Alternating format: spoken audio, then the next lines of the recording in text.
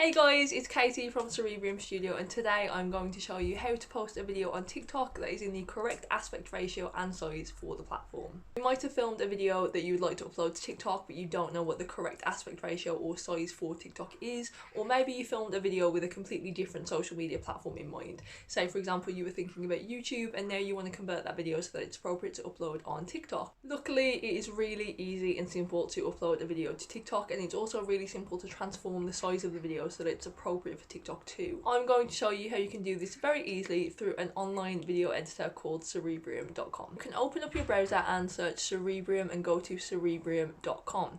You then log into your account. You can get a 2-week free trial with Cerebrium, so don't worry about this at all, as you can test out the software first.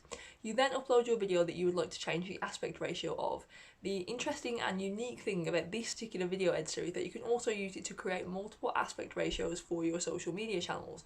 So you can upload one video in any aspect ratio and the software will create multiple different aspect ratios, all of which are appropriate for any social media channel, whether that's YouTube, TikTok, Instagram, Twitch, Facebook, Twitter, Snapchat and so on, and none of the quality or content of the video will be lost. You can move the cropper tool around and resize your video like so. Along the bottom row here you will see a range of different social media icons, including the different aspect ratios that each platform requires, and when you click on one of them, for example the TikTok icon here, it shows you which sizes are appropriate to be uploaded to TikTok video, and you can still play around with the size and framing of your video to ensure that it's exactly right for what you want. To select the appropriate size, just click on the TikTok icon, amend the box as required, and then once you're happy with your size selection, click on the little box in the upper right hand corner to move on to the video editing page. This is where you can make additional edits to your video if you so wish.